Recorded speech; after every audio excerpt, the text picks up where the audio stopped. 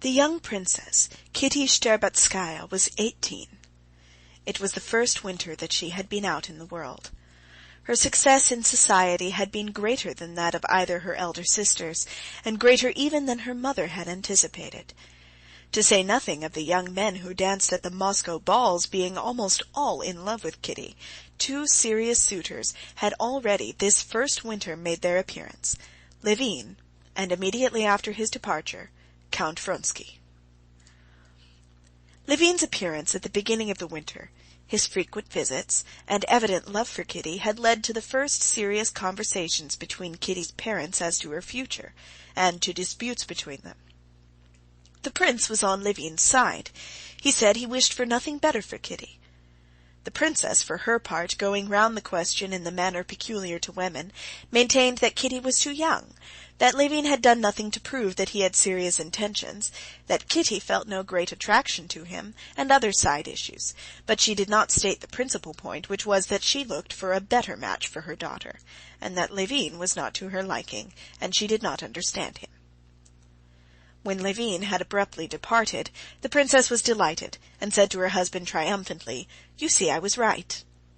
When Vronsky appeared on the scene, she was still more delighted, confirmed in her opinion that Kitty was to make not simply a good, but a brilliant match. In the mother's eyes there could be no comparison between Vronsky and Levin. She disliked in Levin his strange and uncompromising opinions, and his shyness in society, founded, as she supposed, on his pride in his queer sort of life, as she considered it, absorbed in cattle and peasants. She did not very much like it that he, who was in love with her daughter, had kept coming to the house for 6 weeks as though he were waiting for something, inspecting, as though he were afraid he might be doing them too great an honor by making an offer, and did not realize that a man who continually visits at a house where there is a young unmarried girl is bound to make his intentions clear. And suddenly, without doing so, he disappeared. "It's as well he's not attractive enough for Kitty to have fallen in love with him," thought the mother. Vronsky satisfied all the mother's desires. Very wealthy, clever, of aristocratic family, on the high road to a brilliant career in the army and at court, and a fascinating man. Nothing better could be wished for.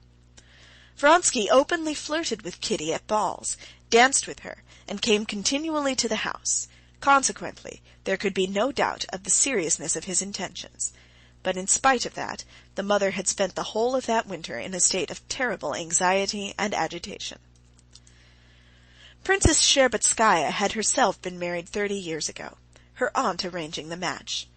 Her husband, about whom everything was well known beforehand, had come, looked at his future bride, and been looked at. The matchmaking aunt had ascertained and communicated their mutual impression. That impression had been favorable. Afterwards, on a day fixed beforehand, the expected offer was made to her parents and accepted. All had passed very simply and easily. So it seemed at least to the princess. But over her own daughters she had felt how far from simple and easy is the business, apparently so commonplace, of marrying off one's daughters. The panics that had been lived through, the thoughts that had been brooded over, the money that had been wasted, and the disputes with her husband over marrying the 2 eldest girls, Darya and Natalia. Now, since the youngest had come out, she was going through the same terrors, the same doubts, and still more violent quarrels with her husband than she had over the elder girls. The old prince, like all fathers indeed, was exceedingly punctilious on the score of the honor and reputation of his daughters, especially over Kitty, who was his favorite. At every turn he had scenes with the princess for compromising her daughter. The princess had grown accustomed to this already with her other daughters, but now she felt that there was more ground for the prince's touchiness. She saw that of late years much was changed in the manners of society, that a mother's duties had become still more difficult. She saw that girls of Kitty's age formed some sort of clubs, went to some sort of lectures, mixed freely in men's society, drove about the streets alone.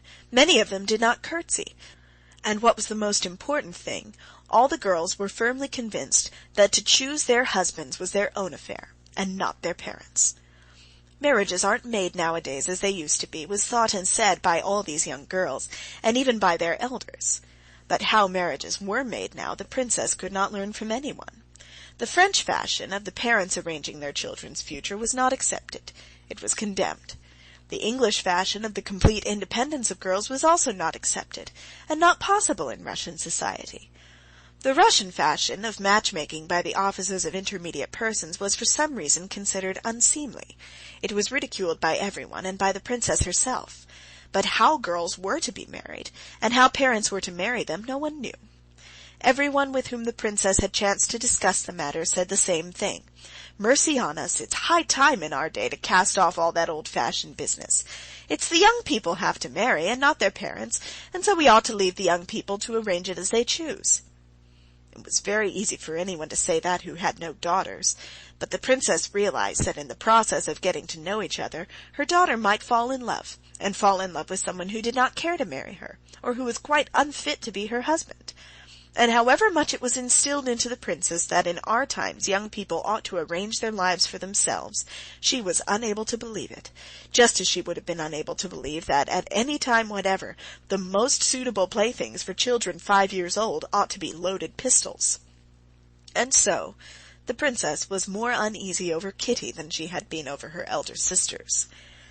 Now she was afraid that Vronsky might confine himself simply to flirting with her daughter. She saw that her daughter was in love with him, but tried to comfort herself with the thought that he was an honorable man, and would not do this. But at the same time she knew how easy it is with the freedom of manners today to turn a girl's head, and how lightly men generally regard such a crime. The week before, Kitty had told her mother of a conversation she had with Vronsky during a mazurka. This conversation had partly reassured the princess, but perfectly at ease she could not be. Vronsky had told Kitty that both he and his brother were so used to obeying their mother that they never made up their minds to any important undertaking without consulting her. And just now I am impatiently awaiting my mother's arrival from Petersburg as peculiarly fortunate, he told her. Kitty had repeated this without attaching any significance to the words, but her mother saw them in a different light. She knew that the old lady was expected from day to day, that she would be pleased at her son's choice, and she felt it strange that he should not make his offer through fear of vexing his mother. However, she was so anxious for the marriage itself, and still more for relief from her fears, that she believed it was so. Bitter as it was for the princess to see the unhappiness of her eldest daughter, Dolly, on the point of leaving her husband, her anxiety over the decision of her youngest daughter's fate engrossed all her feelings. Today, with Levin's reappearance, a fresh source of anxiety arose. She was afraid that her daughter, who had at one time, as she fancied, a feeling for Levin, might, from extreme sense of honor, refuse Vronsky, and that Levin's arrival might generally complicate and delay the affair so near to being concluded. "Why, has he been here long?" the princess asked about Levin as they returned home. "He came today, mamma." "There's one thing I want to say," began the princess, and from her serious and alert face Kitty guessed what it would be. "Mamma," she said, flushing hotly and quickly turning to her, "please, please, don't say anything about that. I know all about it." She wished what her mother wished for, but the motives of her mother's wishes wounded her. "I only want to say that to raise hopes—" "Mamma, darling, for goodness' sake, don't talk about it. It's so horrible to talk about it." "I won't," said her mother, seeing the tears in her daughter's eyes. "But one thing, my love, you promised me you would have no secrets from me. You won't?" "Never, mamma, none," answered Kitty, flushing a little, and looking her mother straight in the face. "But there's no use in my telling you anything, and if I wanted to, I don't know what to say, or how. I don't know."